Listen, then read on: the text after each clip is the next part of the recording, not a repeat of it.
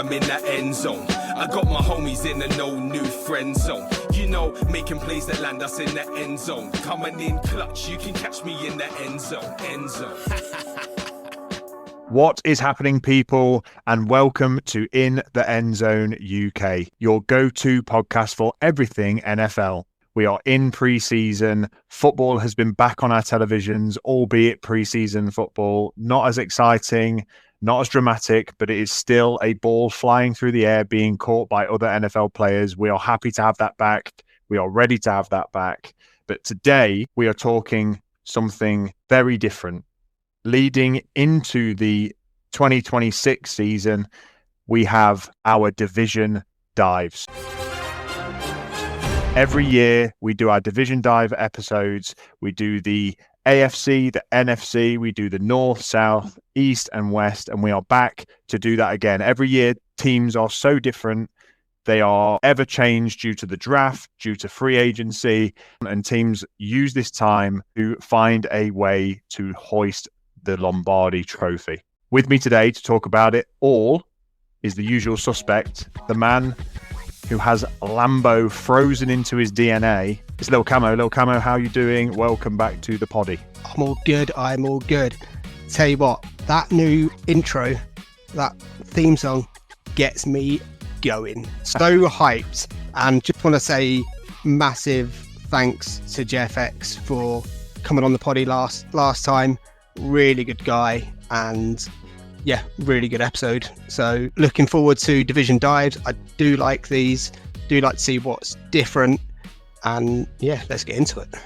Absolutely. No, can't say enough of the same thing, Camo. The new intro music, I'm listening to it all the time in the gym. Obviously listen to it while we record this poddy, and it was a massive amount of fun to have John Fox on the podcast last week. So if you're listening to this division dive and you've not caught that episode yet, give it a listen. It was a really interesting episode to record, and a fun one as well. So yeah, as you said, Cam, I too kind of look forward to this time of year to get into these division dives so that we can sit around, look at each team in its own right and see, okay, how have they done this year? How did they do last year? What have they done to improve? What changes have they made? Have they lost anything big? Have they gained anything big? I think all of that stuff is really exciting to talk about. It's all speculation and hearsay, and it really comes down to the proof being in the pudding during the season, but it's great to think about and speculate. And this week, we're starting, it's the NFL North week. We asked our listeners who they wanted to hear first, and the NFC and AFC North was voted for with 40% of the votes. So that's what we're doing. And it just so happens to be your division that we're going to talk about a little bit later in the pod, and probably two of the toughest divisions in football. So super keen to get into talking about that. But first, I do want to do some breaking news before we get into the division dives, because there are three topics that I think are super pressing. So let's do some breaking news. Number one, pre-season starts this week. Chargers put a hurting on the Lions in the opening America's game, whatever you call it. It was a taster of football, but it didn't go the way I thought it would. The Lions secondary team looked really poor and got dominated by Trey Lance, which, I mean, did you expect that? I thought the Lions would have a deeper team and would just do far more damage, but I don't know. As much as we were looking forward to pre-season just doesn't do it for me. Doesn't get me going. No, that's it. It's great that it's back because it means we're ever closer, but these games mean nothing. And you can tell that actually the teams know they mean nothing because they just don't play anybody. So it is hard to get excited for. You're not going to get good quality. The thing that you might get excited by is seeing some rookies get some reps, which is always cool. Maybe some new rule changes that come into effect, see how they sort of play out. But yeah, no, it's put it this way, I wasn't staying up till 4 a.m. to watch it live. Absolutely not. Yeah, no, it was I'll watch the highlights the next day and catch some snippets. Yeah, I definitely watched it the next day. I tried to watch as much of the full game as possible, but again, it just doesn't draw your interest as much. I think pre-season, generally speaking, as much as football is back and we're keen to watch it, I think pre-season is all about maybe just getting excited to watch your own team. Obviously, we're neither of us are a Lions or a Chargers fan, and so the rookies that you've drafted, maybe some playing time for individuals that you don't see happen in the regular season, is the thing that you're looking forward to, because the Seahawks play the Raiders tomorrow, actually, and I am actually looking forward to that because they've confirmed that Drew Lock's playing the first half. He's the third quarterback on our depth chart at the moment, and that Jalen Milroe's playing the full second half. And there's just, there's a little bit of hype around Milroe in the Seahawks camp. There's by no means is there any chatter that he's going to, take the starting job off Darnold. Do I want him to do that either? No, but it's just really cool and interesting to see what somebody might have in the back pocket. Not only that, but we had a really deep rookie class. We had, I think, the second or third most picks in the draft. So we've got a whole host of new talent in the building, and we will get to see some of that play. So I think it really, preseason comes down to, watching some of your players actually play. Like, if the Packers get to see sort of Matthew Golden come in and take a few reps and potentially contribute. But you just don't know, as you say, sometimes they don't even get a rep in the first game. So we'll wait and see. But the big news is preseason's back. Everybody's team will have played a game by the end of this weekend, and it will hopefully lead to very few injuries and some excitement into the new season. Indeed. Yes. The second bit of news is, I think, probably the biggest bit of news circling around the NFL at the moment, and that is pertaining to the Dallas Cowboys, and more specifically Jerry Jones and Micah Parsons. Micah Parsons is arguably one of the best defensive talents to come out of the draft in the last 10 years. He has broken records, he has made Pro Bowls, he has made all Pro, he has been a disruptor in the game of football, he has been a superstar, he's a superstar X Factor on Madden.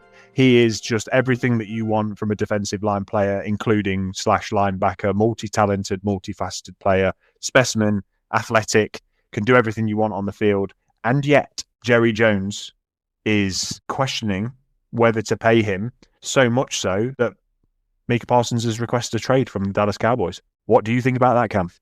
Yeah, love how the Cowboys do business. Let's just not pay our best players. Let's piss them off to the extent where they go, yeah, I'm out. Like, this is a player, you may not like him, you have to respect him.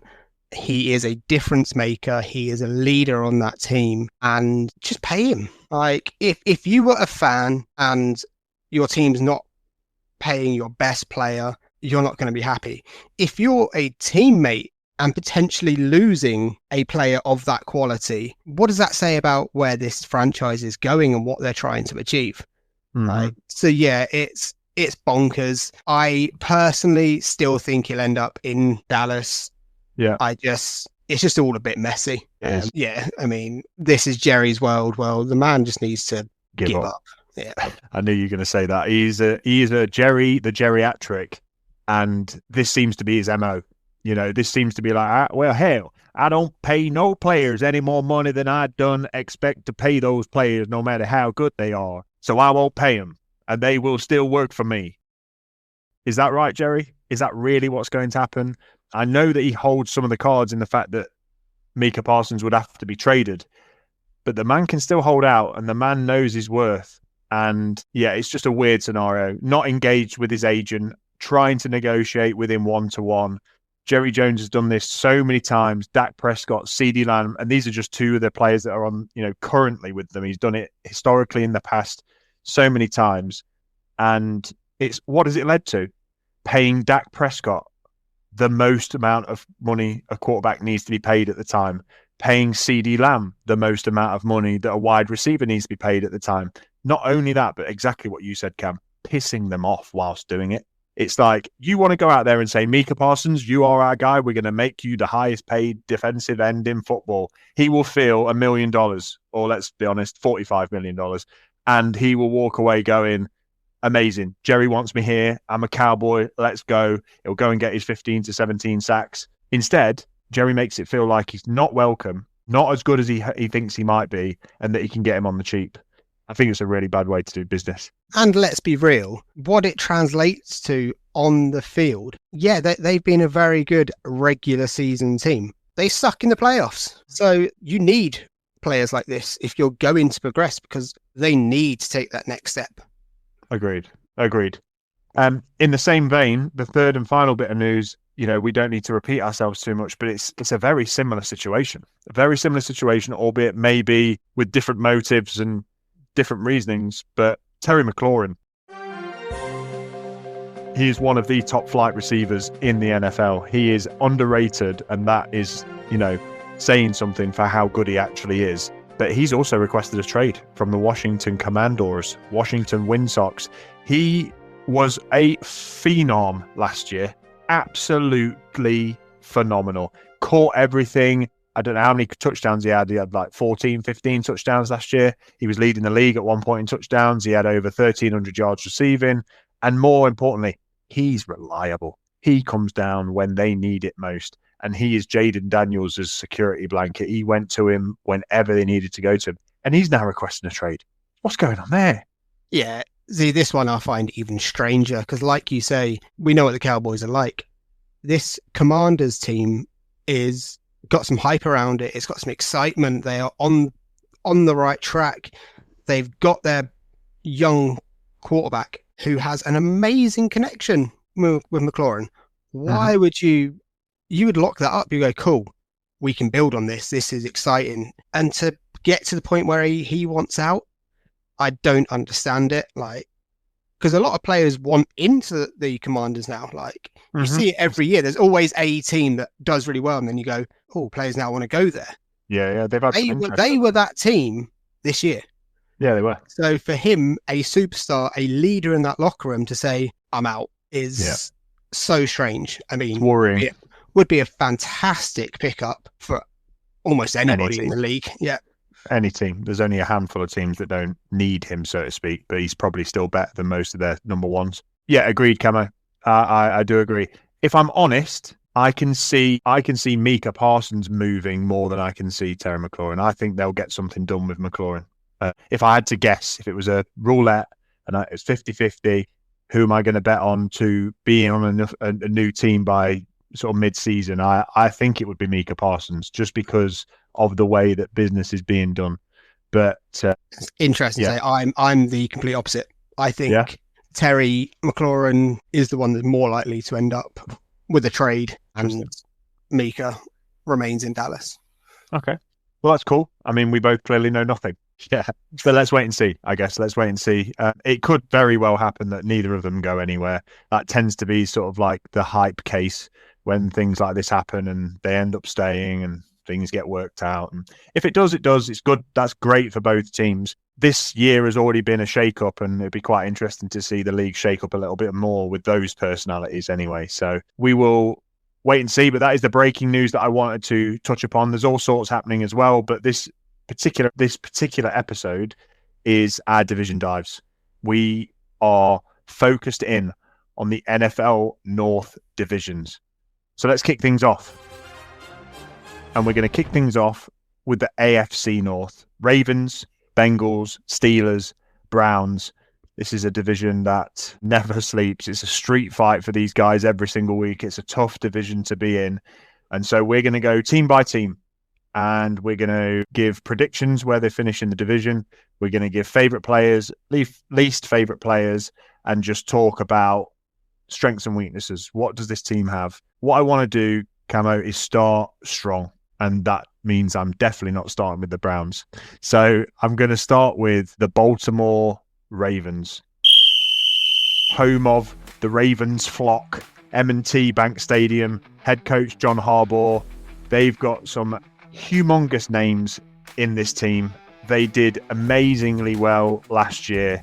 And yeah, let's get to talking about the Baltimore Ravens, Cam. They've got an MVP quality, caliber, winning quarterback, and they have a roster that is, in my opinion, stacked from front to back. Stacked from front to back, and they are for AFC Super Bowl representatives this year. Done, locked in. Wow. I genuinely think this is their year. I've probably said it the last few years for them, but they are the team in the AFC that I really want to see get there. I Wow. enjoy watching them play. Lamar is, I don't want to say underrated because he is, everyone knows how good he is. Yes, he should have been the MVP last year. That doesn't matter. He's coming back with a vengeance, with Derrick Henry locked into a new contract, with Mark Andrews still being an absolute stud. And my days, they've gone and picked up some great pieces on defense. Jair Alexander's gone there. That is a disgusting move for £4 million for the season. Yeah. Or $4 million for the season. It is insane. I love this team, and yeah, I generally think they will be in the Super Bowl this year, and they will run away with, I think they'll be Super Bowl contenders, and they're going to be the number 1 seed in the AFC. Wow. I tell you what, Camo, we couldn't have started any stronger, could we? I love what this team stands for. I like the moves they've made. They've done some good bits. They've re-signed some offensive linemen. Yeah. And, I mean, cornerbacks, they've picked up Jair. Yeah. Awuzie has signed a 1-year deal. Just let's talk about those two for a second, just for people who don't know what the Ravens have done, since being so relevant last year, from winning, I think, 12 games. They won 12 games. They lost 5. But in those games, they absolutely dominated. They had a point differential of a plus 157, which I think was, top 5 in the league for sure. And now they've gone and added to what is already a tough defense, Jair Alexander. And that's obviously a painful one from your side. Ex-Packer, somebody who was underutilized, somebody who didn't turn up in the biggest moments, somebody who wasn't on the same page with the general managers and the back office of Green Bay, but somebody who has landed in Baltimore for $5 million and who is going to stand opposite Marlon Humphrey and in the backfield with Kyle Hamilton and just make that Ravens defense a no-fly zone. And then you also add in the depth of Awuzie, who actually it's okay, but he's always injured and whatever. It's Jair to me is the standout in this secondary and probably one of the biggest pieces they could put in place right now. Yeah. How do you feel about him being there? Yeah, he's got the dirty attitude of a Raven. He will play hard. You say he doesn't turn up in the biggest moments. He picked off Brady in a NFC Championship game 3 times. Yeah, fair play. Whatever happened in Green Bay, he is a phenomenal talent and an amazing addition to this roster. So I'm actually quite excited to see how it plays out. And yeah, I say it sucks for the Green Bay, but we're not here to talk about them just yet. For the Ravens, it's amazing. So exciting. And then obviously, where do you go on this Ravens team? Like, where do you try and attack? Because if you go deep, you're in trouble. And you are. Then you still got Roquan Smith at linebacker. That is an absolute general in the middle of that field. I think for me, what they could really do with is some pass rush to put the QBs under pressure a bit sooner. That's for me what I would like to see them do. But they are always a team that schemes up really well on defense and gets pressure from all over the place. Agreed. I mean, let's talk about that real quick. So when you talk about pass rush, I'm just going to pick on their top 2 draft picks from this year. First one, the 27th pick of the draft, Malachi Starks, a all-round, do-it-all, hybrid, cover safety, could line up at corner, could line up in the box. They've got one of those, haven't they? Kyle Hamilton. Now you put Malachi Starks, who is a bit more of a free safety, a bit more speed, not quite as big as Hamilton is, and that is a duo. So that part of it makes me say, well, they don't need a pass rush as much because they aren't going to be able to be passed on for love nor money. Then you look at their round 2 pick, Mike Green from Marshall. He was picked in round 2.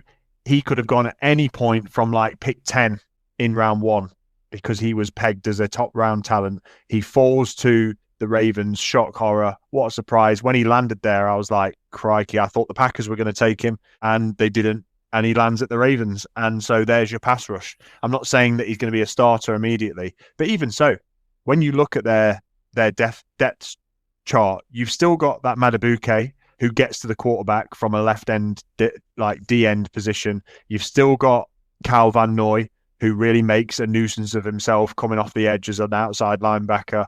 You've still got Adefi Owaye, who's our British representative in the NFL, who's really, really progressing as a pass rush. And then you throw in this guy that they've just drafted, who's, Mike Green. He could be a real Swiss Army knife for them. So, yeah, I think that the Ravens are in an amazing spot. I don't even need to ask. You said they're winning they're winning the AFC, so you've got them top of this division, I'm assuming. Yes. And the only thing for me that they've lost this offseason, and based on the play last season, isn't a great deal, but based on play over the last number of seasons, could be a big issue. Justin Tucker is obviously out, so they've got a new kicker, he was Mr. Reliable for years, right? Yeah. So that for me is the only interesting bit to watch. But yeah. You know what? Go out there, score touchdowns, and just make it an extra point rather than... Yeah. And I would add to that and say, whilst he's gone out and been a Deshaun Watson, naughty toucher, massage my penis type of man, his play style last year, or not even play style, his play output last year was poor. Oh, it was terrible. He was not good. Terrible. No. He was not the Justin Tucker that we remember, and he's aging, and you're only a kicker, but that doesn't mean that you can't age, doesn't mean that you can't lose, some velocity, some power, some technique, whatever it might be. He's not a young man. So I think if they get an average kicker, he would be just as good as Tucker was last year. Not in general. Tucker's one of the, perennial all-time great kickers, but not anymore. Not anymore. So, yeah, as much as you caveat that, Cam, I think that's a real clutch at straws to make them any worse, and that they've only got better. And for the most part of last year, they were dominant. They just sometimes can't get it done in the playoffs, or seemingly every time can't get it done in the playoffs. Who's your favourite player at the Ravens? Lamar or Roquan Smith. Okay. Both? Lamar I find more exciting. I just think he is just so... Yes, all quarterbacks are mobile nowadays. It's just how direct he is with it. Like, the man just goes forwards. And it's... When he takes off, it feels different to when 95% of other quarterbacks taking off. So, yeah, I love him. I think I know where you would go for favourite player. Go on. Big rat tail boy himself. Derrick Henry. Yeah. I do love a bit of Derrick Henry. And we've been doing these division dives now for the last 3 years. And I've probably said Derrick Henry at the Ravens and at the Titans and any opportunity that I can get, because I've loved him since college. So I will say Derrick Henry because I think he's such a game changer, just like Lamar is. They both change the game. They can both do something so specifically well, and you have to account for them at all times. And now putting them together on the ground makes it disgusting. But not to be boring. I mean, Derrick is getting older, and he's probably not quite got the step that he used to, but he's still a big man to bring down. I've started to think. I mean, one of the players that I'm most impressed by on this defense is Kyle Hamilton. Yeah, he's everywhere. If they lost him on defense, I think that would be a huge impact. Yeah, I think so. And I just love the way he plays. I love the fact that he's versatile. I love players like that you can kind of just line up anywhere, that will not be afraid to get into the box and make tackles, not be afraid to cover your best receiver and make a play. Just an all-round workhorse that you pull players off the pile somewhere in the Ravens stadium. Kyle Hamilton's near the bottom of those. Like, he will just get up and he'll be like, yeah, he's made another tackle, he's made half a tackle, he's done an assist, he's patted the ball down, he's got a sack, he's tipped the ball for an interception. Like, he does everything. So as much as Derrick Henry, I'm going to say Kyle Hamilton is my new and upcoming exciting player for the Ravens. Yeah, he's not even upcoming now, is he? He is established as a bona fide stud. Yeah. Anybody that you particularly dislike at the Ravens? Anybody that you want to see fail? No, this is a team that I don't have that. I think all around, even from the coaches, they are just so well put together. Like, they're one of those teams that just are relevant, and they just do things for me the right way. Nice. Well, it's not a surprise to you that I'm going to continue my disdain for Jair Alexander.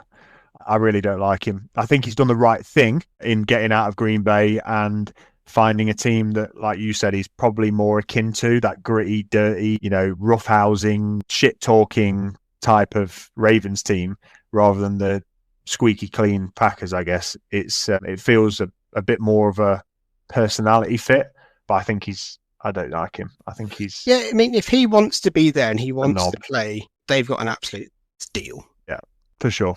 Okay, I too have the Ravens winning the division, by the way, by a long way as well.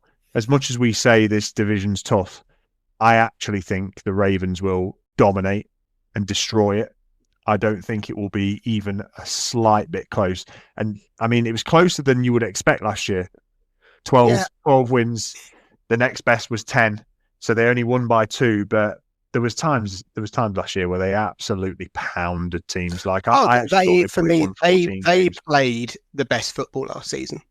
It was amazing. Maybe outside of the Lions, but yeah, I do think this is going to be a 2-horse division. There's going to be 2 teams vying for it, but yeah, I think they're going to 13 pushing 14 wins. Yeah, I was going to say 13 wins. 13 for me would probably make about the right number, and that then leads us into the remaining teams in the AFC North. And I don't think 13 wins is on the agenda for any of these teams personally, unfortunately. But let's talk about, and we've spoken a lot about them recently, the Pittsburgh Steelers. It is Steel City time. Heinz Field now has a new name, but I'm only going to call it Heinz Field. Mike Tomlin, amazing head coach, guy that's never had a losing season. And, well, in the depths of the offseason, their QB room has got a little bit more interesting than Mason Rudolph. And they have Mr. Aaron Rodgers. So the Steelers, Cam, how do you feel about the Steelers? Where are the Steelers finishing in this division? Where are they finishing? 3rd and out of the playoffs. 3rd and no playoff. Yeah.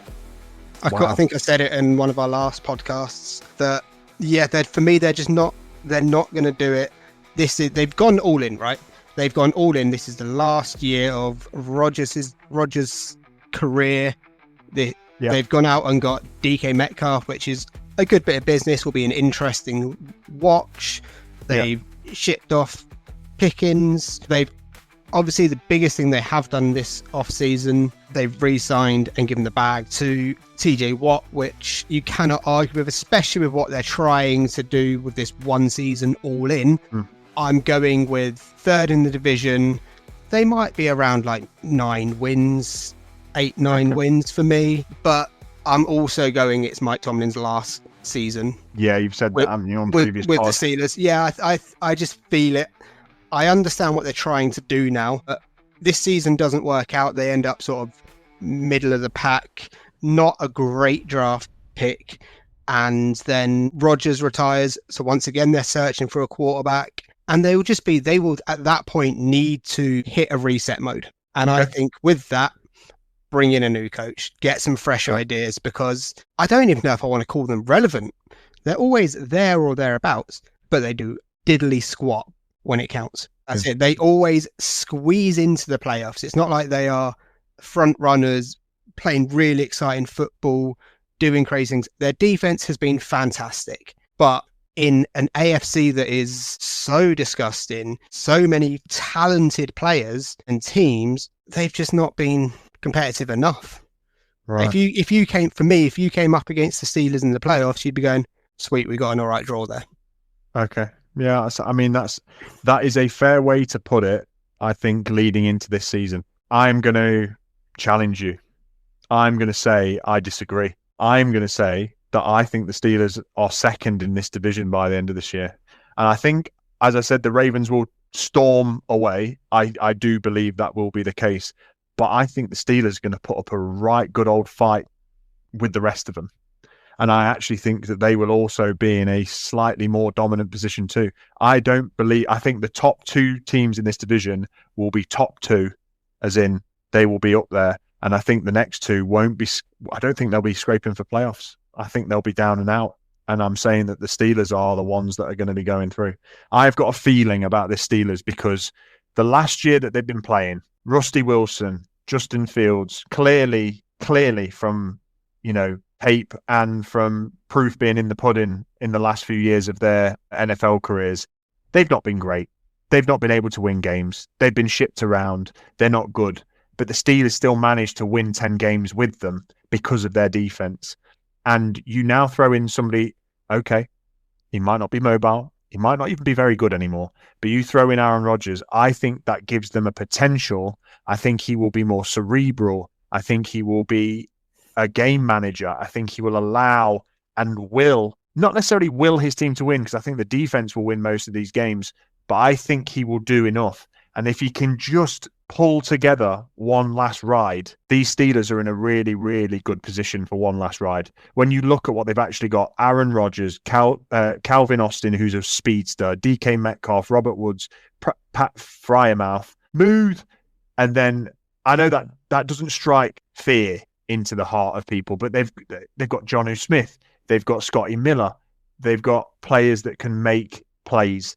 And for me, that's all they're going to have to do on offense, do their job, because that defense, Cam Hayward, TJ Watt, Patrick Queen, Alex Highsmith, Darius Slay, Joey Porter Jr., Jalen Ramsey, it's disgusting. It's disgusting. Even losing Minka Fitzpatrick, who's one of my favorite players in the NFL, one of favorite safeties for sure. That team, I just honestly, Darius Slay just played for a Super Bowl winning Eagles. Jalen Ramsey is always up there, highly rated as a cornerback. And they've got that front seven that strikes pure fear. Oh, no, absolutely. I agree. Their defense is well balanced. I think they're well balanced, even with Rodgers. I do not like the personnel and attitude and persona of the offense. Right. I think if they start going down, Rodgers is going to get chirpy. DK is going to throw his dummy out the pram. And yeah, that's look, no one wants to see Rodgers go out on a high, playing absolute killer ball like he can and has done for so long. I would love to watch Rodgers sling it. Yeah. I just don't, unfortunately, see it. Fair play.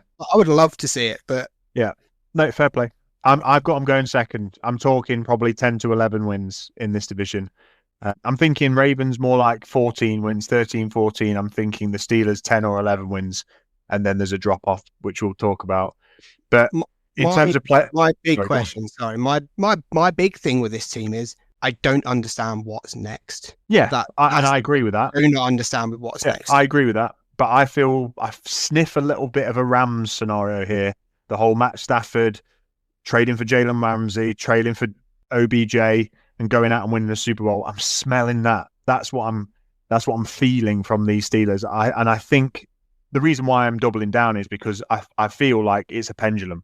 I feel like it could go one way or entirely the other and just shit out. But the ceiling is high and the floor is low. Yeah, I'm going to go with a high ceiling. And then when you look at the players that they're taking in the draft as well, top 3 picks, Derek Harmon, a disruptive beast of a DT. Do they need one of those? No, but they've got another one. Caleb Johnson, who is a really, really solid running back from Iowa, who's going to add in like that power. He's got top end speed if they want to run the ball. And then another defensive end, Jack Sawyer, who was from Ohio State. And I looked into him quite a lot because he was sort of like that mid-tier pass rush. And you throw him in that line alongside Highsmith, TJ Watt. He doesn't need to be even the best, it doesn't need to be the best, but he can bring something new. Who's your favorite player for the Steelers? It has to be. Oh, is it because he's an ex-Packer, or do you still like what you see from him? Do you like him as a person? What? Just absolutely love what he's done in his career. And I still think, personally, the best thrower of a football ever. Right. What he has done. Yes, I know he hasn't gone out and got the Super Bowls. Yeah. But play for play, arm talent, when he was mobile, what he would do, special player. Oh, he's a special player. And that's why I'm still sort of semi-banking on him being that special player. And just like it feels like Rodgers to go out on top. It just feels like it's written in the stars for him to cement something. And I can kind of taste it. My favorite player, we kind of have to just disregard TJ Watt because I feel like you love him. I love everybody loves him. So I'm not going to say TJ, but TJ Watt is the best player on this team, hands down. Cam Hayward's good, but TJ Watt's fantastic. This is probably not going to go down well. I miss my boy DK. I get it. You always loved him. Yeah, and I'm not going to go back on it now. Like he's in the AFC. I wish him well. I'll be annoyed if he absolutely balls out because he gets unlocked by a new offensive coordinator or a true passer of the ball like Rodgers. But I can see it and potentially feel it. And I think Rodgers is going to give him his chances. And I think that that's all DK's ever wanted, is just give me a chance to prove that I can go and out-muscle or outspeed or outcatch somebody. And I think that that's what might happen this year. Because they're going to have to. They are, like you say, they're all in. So I don't think they're going to be particularly conservative when it comes to trying to win. And so you're going to need your big boy receivers. You're going to need your quarterback to make big boy throws. And Rodgers, whether he can or can't move his legs, he doesn't need to for that arm. So my favorite player on the Steelers is an ex-Seahawk in DK Metcalf. I wish him well. I hope he does well, aside from TJ Watt, who is clearly the best player that they've got. So hopefully that. And in terms of players that you don't like, I don't really have any of the Steelers, personally. I don't have a player that I don't like that plays for the Steelers. I think now they've just signed Jalen Ramsey. I think he's a bit of an ass, and that's because he's obviously played for and punished my Seahawks when he was a Ram. He's a bit of a cocky person, very much Jair Alexander-like. I don't think I like cocky corners. I think that's my issue. So if I had to pick one, I'd go Jalen Ramsey. Yeah, that's it. Like, my two least favourite players on this roster are two new boys. Ramsey, Jalen Ramsey and DK. Okay, yeah. Like, so it's like, haven't actually seen them in a Steelers jersey yet. So yeah. I completely understand what they bring to the team. Yeah. But I'm not a fan of their personalities. And DK especially, because I can respect what Ramsey has done. Yeah. I don't think DK has backed it up a single bit. Okay. Yeah, no, fair play. I understand that, and I can appreciate that too. Okay, that's the Pittsburgh Steelers. That's them done. We will now roll very slowly and, unfortunately, half-heartedly into Cleveland. The Cleveland Browns play at the Cleveland Browns Stadium. How good is even that? They have a coach in Kevin Stefanski, who is, I think he's awful. He has done nothing to help this franchise since he's come in, apart from ship off good talent and piss off good talent. And they were awful last year. They were awful when they've got, on paper, an amazing defense. They won 3 games last year, Cam. The Cleveland Browns won three games. That is preposterous. With Myles Garrett, Denzel Ward, with somebody, I know who's injured, but with somebody like Nick Chubb on your roster, with a reasonable offensive line. And what's more, I'm just gonna steal the mic at the moment, Cam, because Browns are my passion at the moment, my passion to hate. But they've now got 6 quarterbacks. They went out and signed Snoop Huntley, and now they've got 6 quarterbacks on their roster. It was preposterous to have 5, and now they have 6. They are making all the wrong moves. They've got Shadur Sanders, drafted in the 5th round. Nobody wanted to touch him. They've got Deshaun Watson. Everybody apparently in a masseuse parlor wanted to touch him, but that's got him in some hella trouble. And now they've got Snoop Huntley. They've got Joe Flacco, who's about 175 years old. They've got Kenny Pickett, who has smaller hands than a toddler. And they've got someone else, who I can't remember his name of, but I think he's a quarterback from Oregon who nobody knows what the heck is going on with the Browns. They have been a poverty franchise forever, and they will remain a poverty franchise for the rest of this year. These guys, I'm not going to necessarily say they'll only win 3 games, but I would not be surprised if that is all they can muster. 3 games, maybe 4. Carousel of quarterbacks. Myles Garrett saying that he wants to be somewhere and win Super Bowls, and then all of a sudden change his mind for a whole hump of cash. He'd have got that cash anyway if he'd have gone somewhere else. Should have left. They should have let him leave. It was all inherently selfish, self-centered, unprofessional decision making from start to finish in the Cleveland Browns. If we have Browns fans listening to us, I don't think they would listen anymore, because I know that I've steamrolled these guys. But please, just give me a reason to like them. There is none. They can't even get a helmet reveal right without somebody falling off a pontoon into the middle of some smutty water in frickin' Ohio. It is preposterous. So my guess is that the Browns finish dead last in this division, that they can't muster more than 4 wins. Kevin Stefanski is fired before the end of the season. They don't know what quarterback to run with this year. Their only success will come on the ground. I do like the running backs that they've taken. They've added 2 new amazing additions of running backs. The running back from Tennessee and a running back from Ohio State in Quinshon Judkins, who was really, really good. But they missed in every aspect, even in the draft, trading away picks to the Jaguars, taking a linebacker with their second pick. So yeah, my favourite player is obviously Myles Garrett. He's a beast. He's an animal. He should be freed to go and walk amongst the monsters of men and the titans of the NFL to go and win Super Bowls and win championships. But instead, he is hamstrung. He is held in that Pooey Browns uniform, and he's going nowhere fast. And the players that I hate most on this team, I'm going with Kevin Stefanski, the coach. He's an ass. He is an ass hat, and he has bulldozed this team into the ground. Cleveland Browns out. Wow. Okay. You take a minute. I will chime in. So, don't like the Browns. You have this love for Myles Garrett. I've lost all respect for Myles Garrett. Okay. Absolute all respect. He is a stud. He was their franchise. He racks up the sacks. Get that. He physically is a monster. He plays for the Cleveland Browns. If he wanted to, he could have forced his way out. And he said that's what he wanted to trade. And then all of a sudden, oh, do you know what? I don't mind seeing out the rest of my career, doing nothing, being irrelevant year in, year out as a franchise. But you know what? I got a lot of cash. And I get that. Money is important. But as you said, he would have got that money anywhere. So I've lost respect for him for staying, because people are saying he could retire now and be a Hall of Famer. I wholeheartedly disagree. Yeah. And I don't think you can be on a team that loses that many games and go, see you in Canton. Because the man is going to win about 20 games in his career. It is a joke. So that's true. I think he really should have, for his legacy, gone elsewhere. Yeah. And I think it would have also been the best thing for the Browns. Yeah. Because they could have gone out and got a whole host of capital for him, which they could invest poorly back into the team and try and make something of it. Agreed.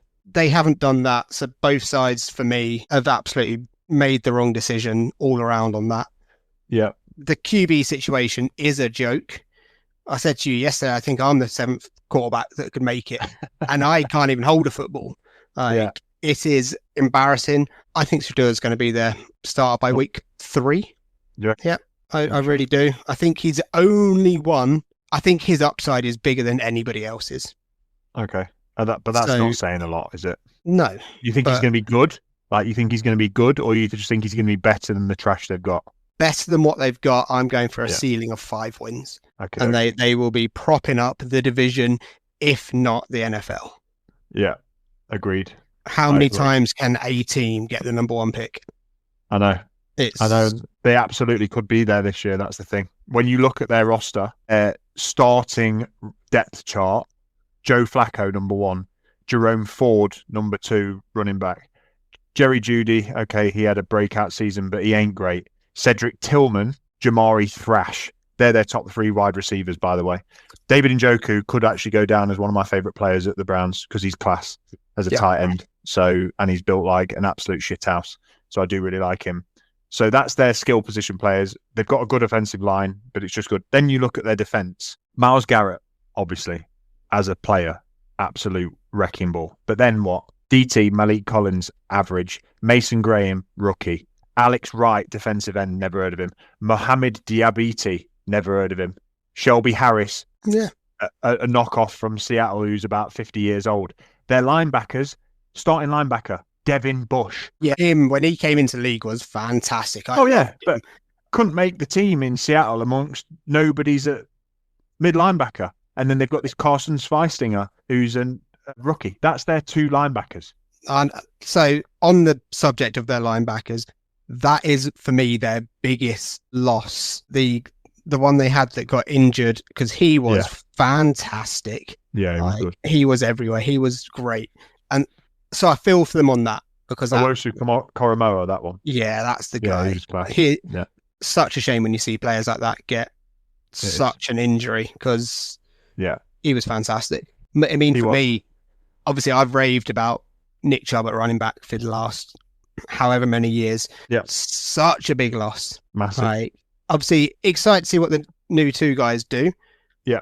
But for me, that's where they need to go. They need to run that ball. They need to be a dirty team that runs the ball in the trenches. They absolutely have to. That's the only praise I can give them, actually, is because they went into that draft probably going, well, we've shit it out at quarterback. Let's try to find a way in which we can move this ball somehow. And they went out and got Dylan Sampson, who's a speedster on the outside from Tennessee. And then they got this Quinshon Judkins, who is a bulldozer. He's kind of Nick Chubb. So they just need them to be workhorses. I think they're going to feed the life out of them. So in fantasy, might be worth picking one or two of them up in like later rounds. I think that's it. That's the Browns. I say favorite player. I did mine, Garrett and Njoku. I love Njoku. He's one of those players that I always want to see more from. Yeah. I just don't feel like he gets involved as much, because nobody can pass the ball in Cleveland. Yeah, I know, but the man's an absolute freak. He is a unit. Yeah. So I would love to see him get more involved. Cool. Okay. And we move. Last, certainly not least, by many people's opinion, we've got a number of Cincinnati Bengalis fans, one of them being Big Macca himself, who is all in on the Cincinnati Bengals. And seemingly you two think that they are going to be pretty good. We hit the jungle, and head coach Zach Taylor playing out of Paycor Stadium also in Ohio, and talk to me about the Bengals. I stole the mic when we were talking about the Browns, but talked about the Bengals. Evidently, you've got them second in the division, because we've now given all of our predictions. So talk to me as to why are they second in the division? How second are they going to be? Are they going to be vying with the Ravens? Are they going to be scraping through to the playoffs? What have you got? This team is just everything on offense. Yep. We've praised them for offense. We've slated them for what they've done with their offense. But having Joe Burrow and Jamar Chase locked in, that gives you a chance any given Sunday. It really does. And if you haven't already watched it, Quarterback Season 2, you will see how much of a chance it gives them every single week. Yep. So I think it's an absolute travesty that they've missed the playoffs the last two seasons, because Joe Burrows, for me, is the guy at quarterback of the youngsters, those like that next generation. I think he's fantastic. And man, Jamar Chase had a special season. So to lock those two in, and then to lock in, is it Higgins as well, with so much cash as well, that their offense has to fire from week one, and they cannot do what they've done for the last few seasons. That is, hey, we're going to give ourselves a real shit time and lose the first few games. Yeah. And you are then chasing and going, it's all right, we got Joe Burrows and Jamar Chase. I kind of respect it, but I also go, you have got the most unbalanced team in the NFL. Their offense is exciting. It's great. They've got the players there. They've got the superstars there. But yet, on the other side of the ball, their sack leading superstar, leader in the locker room, Trey Hendrickson, they've gone, yeah, we're not going to pay you. He led the league in sacks last season. Yep. They sucked on defense last season. Oh, they did. You take that man out, they're worse. What is going to happen? The problem is they've got no cash. And then their whole round one rookie, that whole debacle that went on and on and on until about 2 weeks ago, when he finally signed his contract and said, all right, it's time to play some football now. Yeah. I just don't understand it. All I'm saying is I've got them second in the division because I believe in Joe Burrows and Jamar Chase. Yeah. But looking at the teams they play in the AFC, it's amazing to be able to try and win a game on offense. Problem is your defense is just going to let up points. And I don't see that changing this season in the slightest. So I think they're going to be in some fantastic sort of slinging matches. Yeah. And just like the last few seasons, those big games, big moments, they're going to be on the wrong side of it. Yeah. I think they'll get to, like I say, I think they'll get to 10 wins, second in the division. Yeah. But I think their defense, no shock, is going to cost them. Sure. Good take, Ham. Good take, and I appreciate it. And second in the division with a team or offense like the Bengals is absolutely doable. Joe Burrow could be the best quarterback in the NFL. He's very much possible to being the best quarterback. He's the best true passer in the NFL, best pocket passer in the NFL. He is utterly class. Jamar Chase very much could be the best wide receiver in the NFL. Very much could be the best wide receiver in the NFL, and that is saying something. And T. Higgins very much could be the best wide receiver 2 in the NFL. Very much could be. Massive possibility. But in my opinion, the NFL is far more than any one player. And to win a game requires teamwork and requires unity and requires everybody doing their job and requires no shortfalls. How often do you hear players say how hard it is just to win a game in the NFL? It's incredibly difficult. And when you've got a team like the Bengals, who is so stacked on offense, yes, you're going to win some games. You, of course, are going to win some games because you're going to come up against offenses that maybe just aren't built to play your scheme or that just cannot stop you on offense. But when you come up against the teams that can, and it's way more 50-50 and you're way more evenly matched and it's a chink in the armor that's going to be the deciding factor, the chink's always going to be on the Bengals side because they don't have anything on defense. They have everything on offense. They don't have anything on defense. If they get Hendrickson to play and this new Shamar Stewart to play, then they have a better chance. But then looking along that line, Dax Hill at cornerback, Cam Taylor-Britt's a good cornerback. Free safety, Geno Stone, shadow of his actual self when he was at the Ravens. Jordan Battle, never heard of him, another safety. DJ Turner, Oren Burks, Logan Williams, Demetrius Knight, who's a new rookie, BJ Hill, TJ Slayton. They're all good, but none of them, they just don't feel like a unit. They don't feel like they're going to do anything. And then when you look at the second strings, the names on that list in terms of like backups or somebody, they've got nobody. Like, at least with most teams, you look at the second string players and you go, oh, that's, there's some potential starters in there. There's nobody in that defense that you would play legit. So they need their starters to be healthy. They need their starters to play above what they're capable of.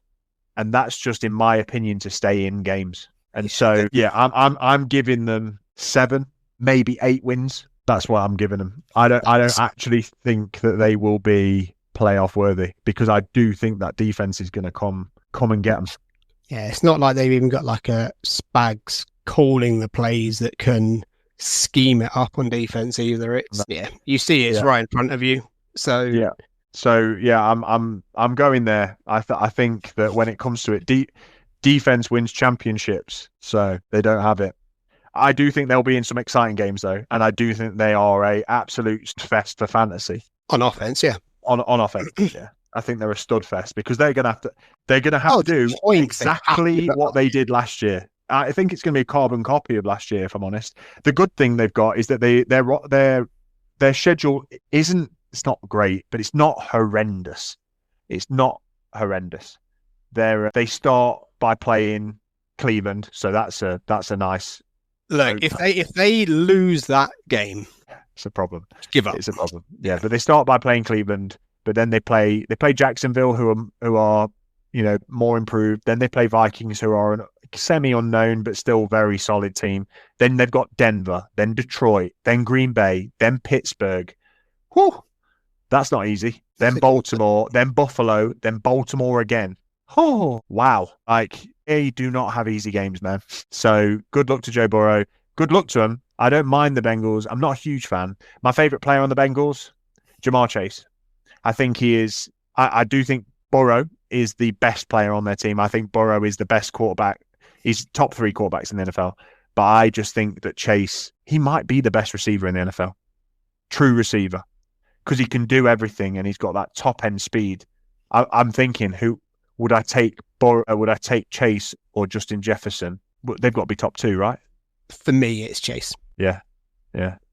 So I'm going to go favorite player Chase because I respect that he's a dog. He is a dog, but he comes as a pair with Mr. Joey Cool. Yeah. Yeah, both of them. Yeah. What a pairing they are. Yeah. And that's it. They do feel like they come as a 1-2. For sure. Yeah, I don't have a least favorite player again. Maybe we scrap this because actually we're far more polite nowadays. We used to hate on players, but actually now I respect a lot of NFL players. There's not many players that I actively dislike.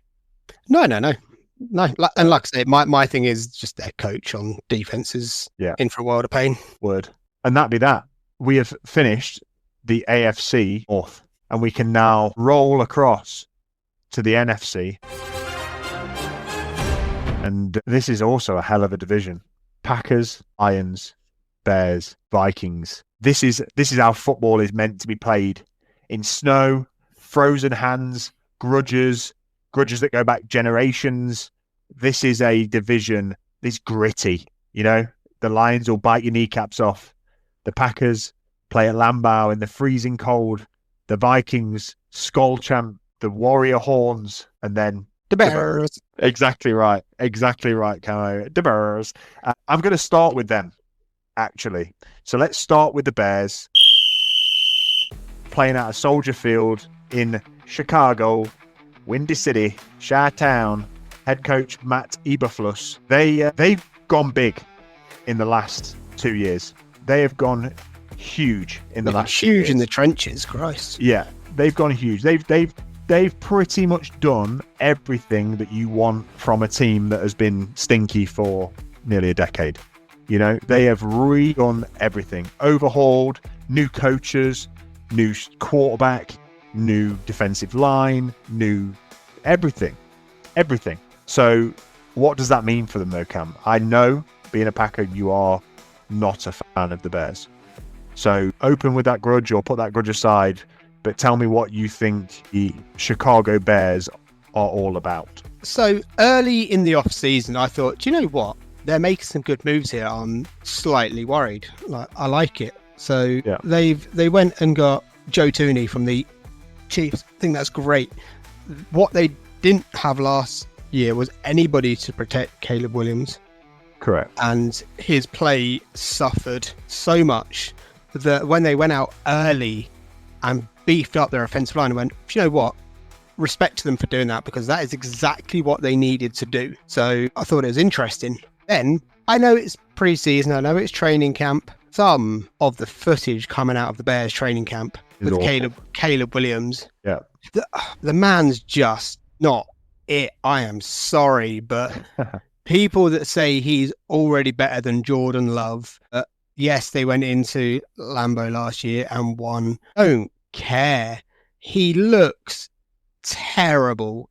And I'm sorry, there are some teams that just suck year in and year out. And the Bears are one of them. Right? If there's any team I could beat, it'd be the Bears, because I just don't like them. But with him at quarterback, I just can't get behind anything that they're trying to do. Yeah, so, he's a very unlikable character. He might be quite polarizing. Some people might love him and think, you know what? He's a character that the NFL needs. Yeah. No, he's not. No. No, he's not if he's not a good player. That's it. Yeah. Actually go out and prove it. Yeah. So, looking through actually who they brought in this year, I thought they brought in better players. Yeah. I can't see too many here that I'm worried about. Obviously, what I would say, they've brought in a new offensive scheme. They went Yeah. out and got the guy from the Lions, New head coach from the Lions, yeah. new head coach from the Lions, but I'm not worried about them. That's what I'm going to say. Okay. I'm not worried about them, and for me, they finish bottom of the division. Bottom. Yep. Stinky bottom. Stinky, stinky bottom. Okay. Let's talk about, like you say, you've spoken about some of the names that they brought in through the door in free agency, but their draft was an interesting draft. They've tripled down on Caleb Williams even in the draft. So they went out and brought the most aggressive pass catcher in the draft in Colston Loveland, tight end. Amazing hybrid receiving tight end, weapon of a downfield stretching man from Michigan. They then went and brought in an Ultimo speedster in Luther Burden from Missouri, who again is a top end 4.3 type speed receiver.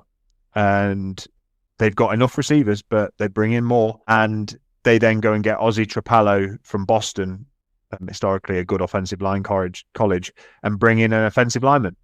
Another one after trading for one and acquiring one in free agency. So their offensive line is as bolstered as it possibly can be at this point. And they've got weapons all over the place, technically, in terms of players that they believe are going to be good. Jondre Swift, DJ Moore, Romo Duns, Luther Burden, Colston Loveland, Cole Kmet, Joe Tooney, Jonah Jackson, Darnell Wright, like Drew Dowman, great center that they also brought in. On paper, that offense is like, I wouldn't say well improved. It's just better. I understand what they're trying to do, and I massively respect them going out and sorting out the offensive line.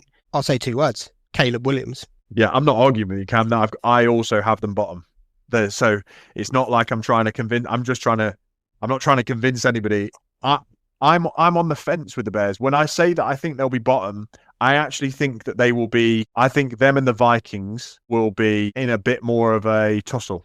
I don't think that they'll be vying for bottom space. I think they'll actually both be vying for some sort of potential playoff availability. Caleb Williams, I think, whilst the tape doesn't look good, there's so much around him that I'm going to get, again, I don't know why I'm erring on this side of glass half full all of a sudden, Mr. Positivity. Maybe it was being on the podcast with JFX and he's made me be all mindful and stuff, but I'm going to be a bit more positive and think that he was a first pick of the draft quarterback for a reason. They've now put even more in front of him. He's a second year in. He may take that, not even a leap, just improvement. And if they take that improvement, they may not be trash. But I still think that they're going to be bottom. I still think that they're going to sit between sort of 6 and 7 wins, maybe 5, 6, 7 wins. And I think that disparity between them and the Vikings won't be far off. I think the Vikings will be around 7, 8, 9 wins.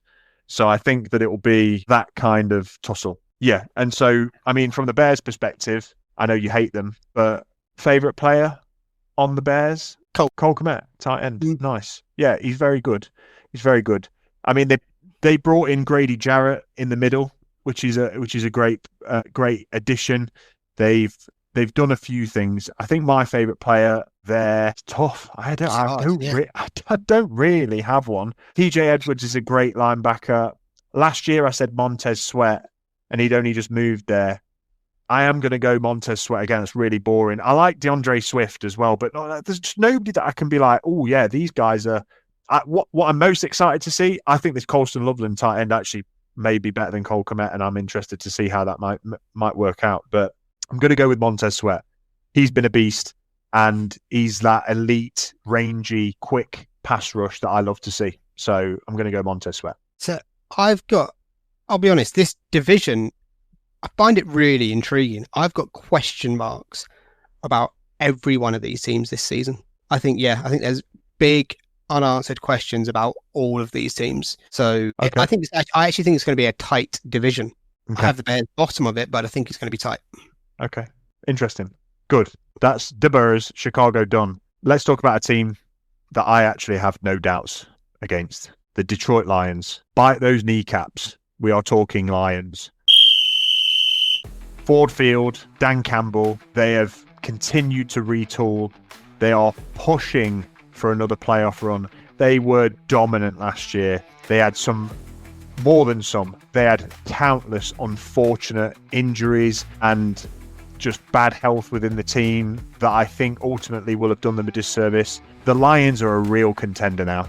There is no two ways about it. Dan Campbell is the heartbeat of Detroit. Jared Goff is the poster boy of Detroit, and he deserves to be.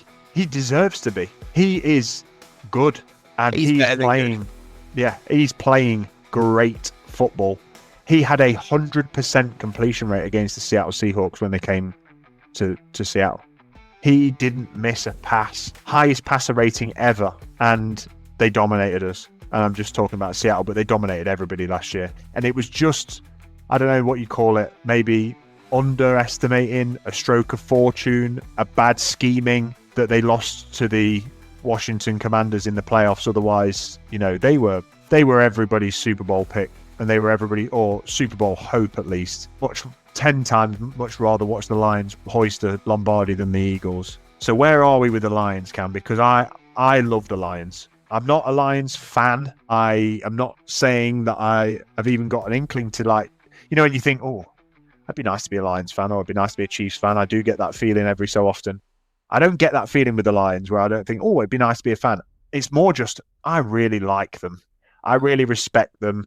They have got better in the way in which you should get better as a team, through like patience and grit, determination, building, taking people who've been trodden and built them back up. And I'm putting it out there now. I think the Lions dominate this division, and I said that there'll be a tussle near the bottom, and I've said that the Bears will be last. But I think, again, like the Ravens, I think this will be a domination.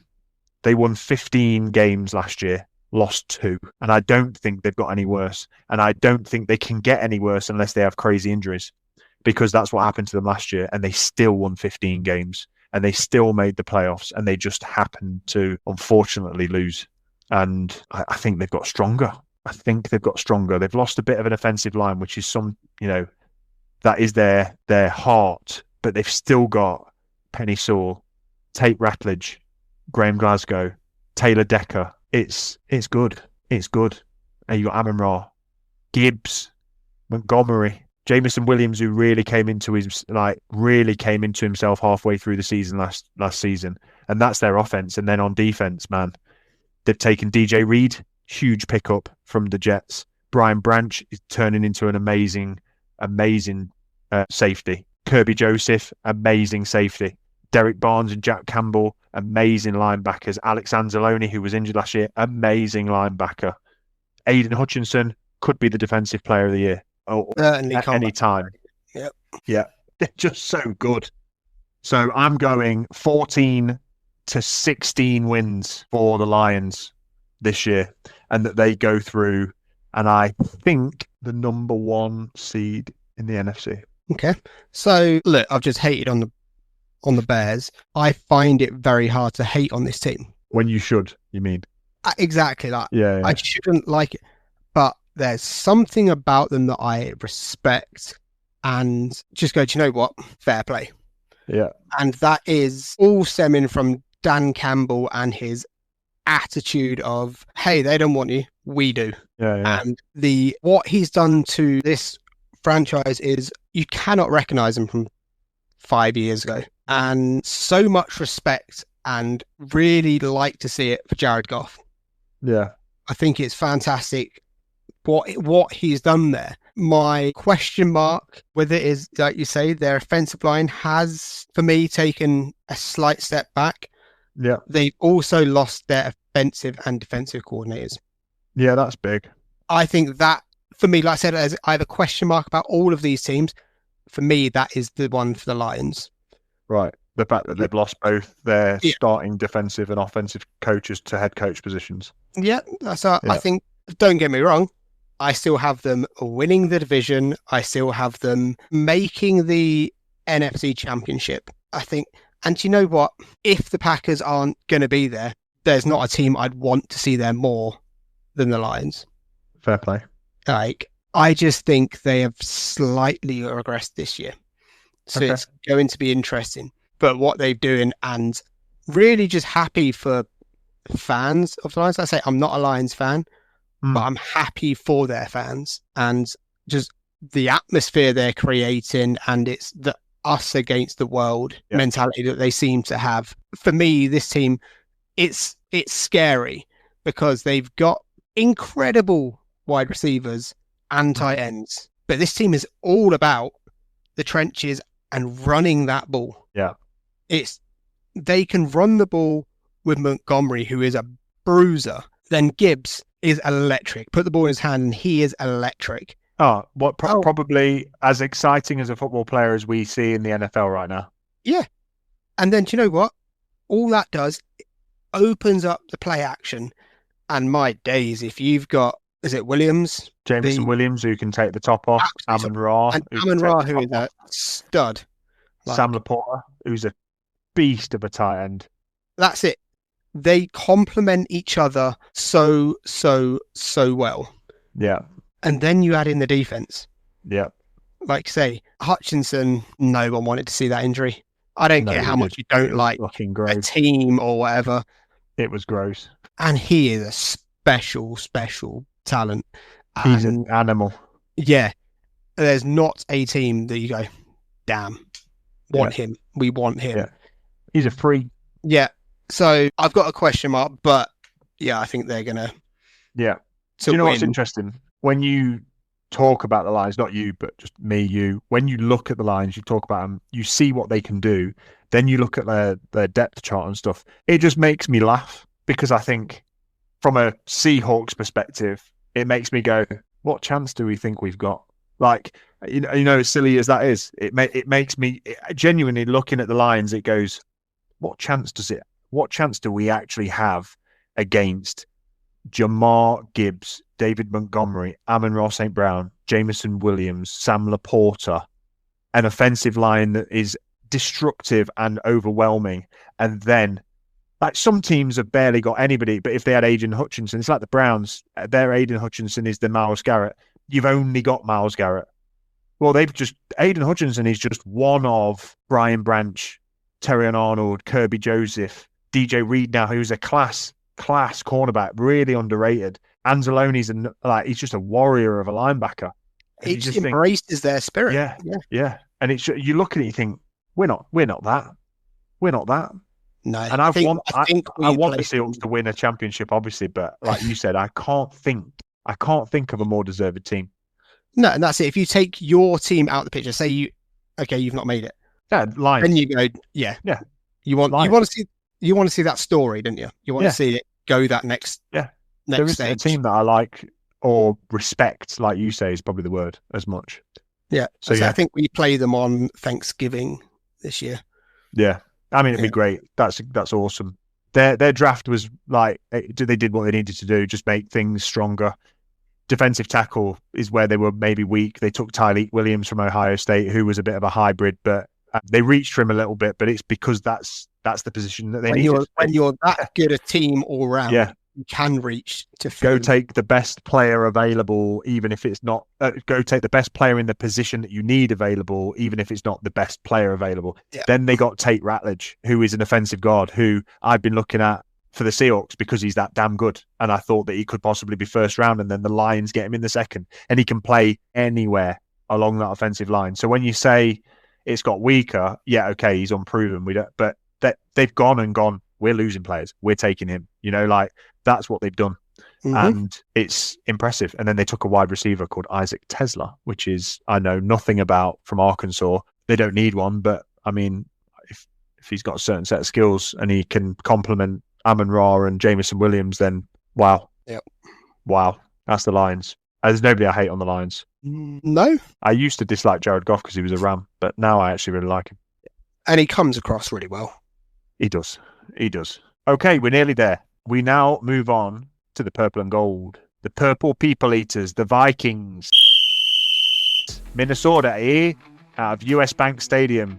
Head coach Kevin O'Connell. We spoke about this quite a lot on the last podcast with John Fox. Obviously, him defecting to the Vikings, him telling us how much respect he's got for Justin Jefferson, and kind of their new stance, their new team, because they shipped off Sam Darnold, who had a nearly MVP quality season to the Seattle Seahawks, and they've been left with JJ McCarthy and Sam Howell, who is also an ex-Seahawk. And where does that put them in this league? And obviously I've given some spoilers while I was talking about the Bears, but I think it puts them in a more precarious position than one would like to admit. However, I will say, last year we dumped on the Vikings, Cam, me and you. We said they would finish bottom. Dave said that Sam Darnold wouldn't lose the starting job, that he thought he would actually ball out, as in more than just good, which is what they did, and that the Vikings would be hugely relevant. I don't think anybody thought the Vikings would finish with 14 wins. 14 wins that they had, I think it was. 14 wins, 3 losses. They were a force last year, and I think a huge reason for that was a reason that nobody guessed, and it was their defense. Nobody had guessed it, and they brought in, what's his name? And I always forget his name, but what's the defensive coordinator's name for the Vikings? I'm going to look it up. Vikings defensive. Is it not Flores? Yeah, there we go. Brian Flores. Well done, Cam. You know more than me. But he is a particular coach that puts pressure on an offense. He sends blitz packages nearly, as frequently as anybody else in the NFL. Anybody can come at you at any given time. It's a very smart playbook. I think it's built to rush the quarterback. It's built to put pressure. And that's what they did last year. And they made an absolute killing off of it. Mix that in with a team that is quite heavily talented in nearly every position, and you go, yeah, this is a good team. So me saying that they're going to wrestle for the bottom of the NFC North is merely because of JJ McCarthy, and merely because we don't know what he's got. If I'm underselling him and he turns out to be proficient and accurate and safe with the ball, the Vikings will challenge the Packers. There's no two ways about it. The Vikings will challenge the Packers for second place in this division, because the rest of the team of the Vikings is, I would call it nigh on disgusting. Aaron Jones at running back. Justin Jefferson, we just had an argument as to whether he was 1 or 2 best receiver in the league. Jordan Addison, unfortunately suspended for the first 3 games, but when he's in there, he's an amazing 2. Again, you could argue one of the better 2s in the entire league, but they do have Rondell Moore and Ty Chandler, I think. Oh no, he's a running back. They got Rondell Moore as a somebody who can do something, and Jalen Naylor is somebody who can also step up. Then they've got TJ Hawkinson. We've already established probably a top 5 receiving tight end in the NFL, maybe top 7. Christian Darrisaw, amazing left tackle. Donovan Jackson, brand new, really, really good rookie. Ryan Kelly, they invested in from the Colts, amazing center. Will Fries, amazing right guard from the Colts. And then Brian O'Neill, who I know nothing about. That team on offense, the only worry is JJ. Yep, absolutely. I'm worried about the Vikings because it's such a big question mark. It's an unknown. It's not even like it's a rookie coming in. Yeah. It's a rookie that's had a bad injury and missed the entire first season. Yeah. So not even a bad injury. It was just surgery. That's the thing. It was just surgery. But has it given him time to get acclimated with players and the surroundings? Of course. Maybe. Yeah, well, of course it has. But he hasn't been on the field. Yeah. And like you say, it is the only question mark I have on this entire team. Their ceiling could be, you say, challenging the Packers. They could be up there challenging again the Lions. Like I say, they were at one point last year, they both had 13 wins or something stupid. 14 wins at the same time. It was a joke. Yeah. If he turns out to be able to take the pressure, be at the level they need him to be, they could be looking at 6 wins. That's it. They have, for me, the biggest unknown and biggest range of any team. Yeah. So, I mean, Andrew Van Ginkel as well on defense. The man last year was disgusting. Absolutely disgusting. Watching the top 100 and seeing his highlights, he was all over everybody. Like a freaking lion, just hunting down that quarterback. Actually, hunting the ball. That's what he does. He hunts the ball. He's there when there's a screen thrown and he intercepts it. He's there and there's a screen thrown and he bats it down. He's there to sack the quarterback. He's there to stop the runner. He's there to stop, a tackle for a loss. Yeah, you are right, Cam. Andrew, whilst we're talking about him, I mean, I'll go through some others, but this year, Andrew Van Ginkel, probably my favourite player on the Vikings, and it is literally because of his motor last year. Motor like no other, and he made himself like I don't want to say TJ Watt-esque, but he made himself enter the conversation of those elite outside linebackers like your Hassan Reddicks, like your TJ Watts. He's come in and been that type of player that just turns up on the stat sheet and wrecks games. Yeah, that's it. He was phenomenal. And like I say, I didn't expect it last season. I didn't think they'd be good last season. Oh, I'm not going into this season with the same mentality. There's just such a huge unknown about them. There is, but I guess the thing that they can lean on is what they did lean on last year, is that they put themselves in so many good positions through their defense. And whilst JJ McCarthy might not be better than Sam Darnold, I would say at this point it's unlikely that he will have a better season than Sam Darnold had last year. But if he does have a better one, what the hell? If he's far worse, then, they won't be as dangerous. But they've acquired Jonathan Allen from the Washington Commanders. Great. What a presence in the middle. They took Javon Hargrave from the Niners, another huge presence, multiple Swiss Army knife defensive end. They've got Harrison Phillips. They've got Jonathan Grenard. These guys all get after the quarterback. Then you've got Ivan Pace and Blake Cashman, two linebackers that will just tackle all day, and then Van Ginkel, who can come off the edge. And then strong safety, Josh Metellus, who had a very, very strong finish to the season, was an amazing safety by the end of the season last year. And Harrison Smith still in there. Byron Murphy Jr. still in there. They've got Jeff Okudah that they signed this year, who's, nothing special, but they've got depth. They've got depth when I'm looking down this depth chart, and they've got Mekhi Blackman and Isaiah Rodgers, Jeff Okudah. These are all second team players, and I think they could all, exactly like you say, Cam, it all boils down to what can JJ McCarthy do. If he comes in and balls out, they're set. So I've got the Vikings anyway, finishing third, just so you know, just for clarity. Vikings finishing third. My favourite player, as I said, this year will be Van Ginkel. What about you? Yeah, also have them finishing third, but have to stick with my boy, Aaron Jones. Aaron Jones, class running back. He will be a lovely safety net. He's just such brings the energy, man. He's just cool. Yeah. Yeah. Nice. Cool. And I'd love to say I saved the best till last, but I know you've been waiting for this, Camo, and we have left the Packers till last for a reason. It is your team, your cheesies, your cheeseheads.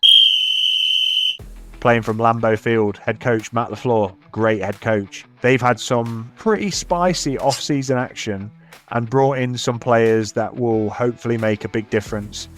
And is this finally now the official Jordan Love era? Are the Packers going to take the leap that they need to make to not just scrape into the playoffs, and are they going to dive into the playoffs?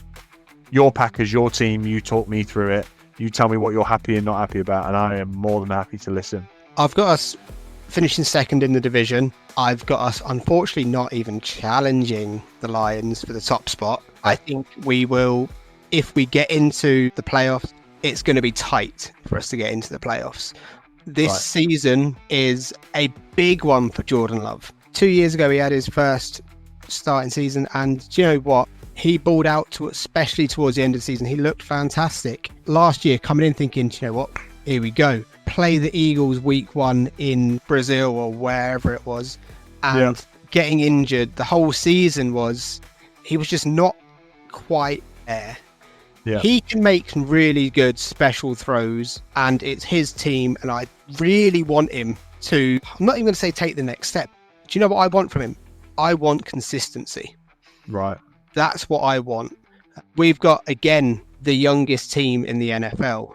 Yeah. And we've lost Jair. We've already mentioned that. It's a huge loss for us. We have some big question marks at cornerback. I mean, we're trying to fill that question mark with Bo Melton, who is a wide receiver by trade, now applying his trade at cornerback. Yeah. And okay, we brought in Nate Hobbs, which I think is a good move. We just need more there.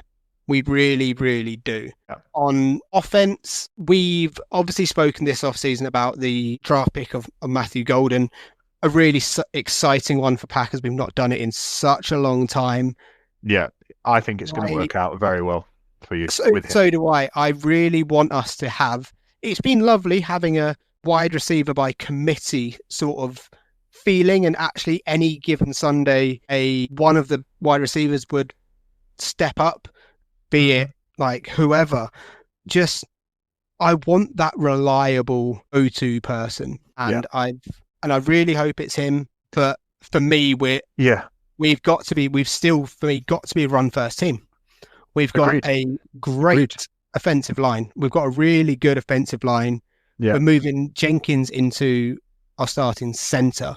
So that's going to be an interesting, how does that dynamic and his connection with Love work? And we've got to feed the absolute warrior that was Josh Jacobs last season, because that will take off so much pressure from our receivers, from Love, and just keep that ball moving. I will be honest, I don't know what this season brings. I really don't. I have concerns on defense in terms of getting to the quarterback. I think we've got some really good safeties now. McKinney was fantastic last season. He was a special player last year. Love our middle linebackers, Edgerrin Cooper, Quay Walker. I think that's fantastic. My question mark is, where's that pressure coming from? Or a QB is just going to have time to throw it where they want? Because if they have that, as I've already mentioned, our cornerbacks. Yeah, I just don't think we're going to get hit deep and long and have points put up on us. And if we cannot find a way to get pressure, that's going to then worry me about what we have to do on offense to stay in and apply pressure. Yeah. Like, our game plan would be go to Jacobs, but actually we're down 2 scores. You can't run the ball. We need to get that ball moving. Yeah. So it hand in hand. Like I say, I don't know. Yeah. I believe in Love, LaFleur, Jacobs, that I think we get to about the 10-win mark. Is there more? Yeah. I mean, I think that's the big question. And these are your Packers, Cam. You've got more knowledge and you're invested far more than myself or Big Dave are in the Packers. And I think the way that you've explained how some of those risks for other Packers fans might materialize very, very well, because I agree. I think my concerns for your offense are not there. Like, it's a very similar feeling that I've got, not quite the same, but a very similar feeling to the Bengals, where I think your offense will be absolutely fine. If anything, I think your offense will be really good, because Josh Jacobs is a hell of a runner. You've got a hell of an offensive line. You proved it last year. You could win. You could just bulldoze teams on the ground, even when Jordan Love was injured. Throw Jordan Love in there. He is a lovely passer of the ball. He is lovely. Like, I don't even take back. I've just been educated now with what Jordan Love has to offer, and seen enough now to be able to say, do you know what? Damn you, Packers, because you've ended up with another very good quarterback. Rodgers-esque, Brett Favre-esque, yet to be seen. But he's been voted to the top 100 by his peers, a very, very clinical quarterback when he needs to be. He definitely didn't benefit from a number of drops from the team members this year, and so that had an effect. But he can put the ball almost where he wants it to. He's a long, well-balanced quarterback who finds space, and your receivers find space in the zone. If I was just FYI for defensive coordinators listening out there, if I was a defensive coordinator, I'd be going man coverage on the Packers 80-20 of the time, because your receivers are elite at finding holes in the zone. Same with Tucker Kraft. Class. Amazing tight end. I love him. He could be a top 5 tight end. It's a big season for him. He's going to get more involved in the offense. Yeah, he's class as well. And now you've got Matthew Golden. I don't think he's going to be what you just mentioned, the safe pair of hands. He is only small or ish, but I think he gives you something that you've not got right now, and that is the absolute take the top off reliably type of person. and he's already been shown to be a bit of a stud, and he's already making the starting roster. So there you go. Matthew Golden is there. My issue is your defense. I'm afraid with Green Bay, looking at your cornerbacks, Keyshawn Nixon being your starting left corner, and I mean Nate Hobbs, you've listed him as your starting right corner, which is fair. That means your nickelback is Valentine, and your backups, or if you're putting in 4 down packages, you got Bo Melton. That's what the hell. Xavier McKinney's great. I don't really know much about Evan Williams. Edrin Cooper, Quay Walker, Kenny Clark, Devontae Wyatt, Rashawn Gary. Those people give me far more reassurance than any of the Bengals, apart from Trey Hendrickson, obviously. But I still think there's a massive gap in the Packers defense that could be exploited. And I think that's a huge thing. I think that your coach is so good. We will have to scheme it up. Yeah, I think your coach is so good he won't get beat like that, because we didn't see that much last year. You weren't ever pounded. But yeah, so I mean, I've got the Packers going second. I think you'll replicate. I think you're between 9 and 11 wins, probably more like a 10-win season, make the playoffs, and then I'm not even going to predict, because at that point it's anybody's game. So yeah, I think that's where I think you're at, and it seems like you feel similar. But it's an exciting time for the Packers. First round receiver. You took a bunch of receivers in the draft. Your third pick was also a receiver in Savion Williams, who's a bit more like Cordarrelle Patterson, apparently, who's going to return punts and maybe be in there for particular packages and whatnot. But you took an offensive lineman to keep things rolling. Like, Packers play smart. That's what I think Packers do. Packers play smart. They always play smart. They don't do anything too flashy. Getting Golden is about as flashy as you've been for a while. That hopefully should work. I'd say my favourite player on your team right now, last year I said Josh Jacobs before I'd even seen him take a snap for you guys, because I liked him and his running style so much. I think I'm going to have to say him again, because I actually think that he's your key. I think he's your key to winning games. Keep the chains moving. He can take the top off a defense. He always gains positive yards. Yeah, it's either him or Xavier McKinney, who had an amazing breakout season and got a bunch of picks last year. But I'm going to go Jacobs, because when I like somebody, I like somebody. Fair. Let's say, I think I've always said the same player when it comes to the Packer. It was Kenny Clark. You've got to move on from him to the. Yeah, I am moving on from him, and I'm going Edrin Cooper at linebacker. Okay. Yeah, amazing. Good talent. Young, exciting, good pick. I think he can only get better, which is phenomenal scenes. Okay. Anything more to say about your cheesy Packers? Go Pack, go. Love it. Okay.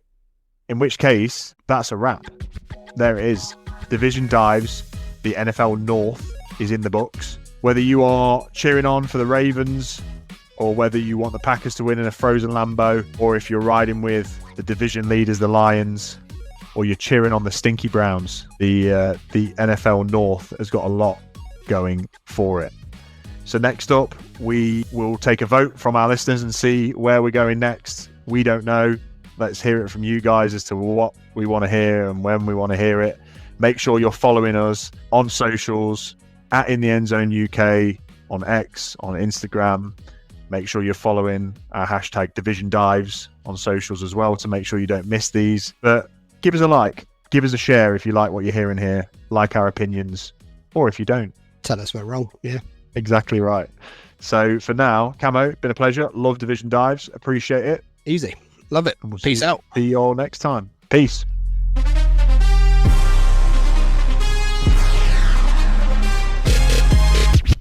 Catch me balling like I'm in the end zone. I got my homies in the no new friend zone. You know, making plays that land us in the end zone. Coming in clutch, you can catch me in the end zone. End zone.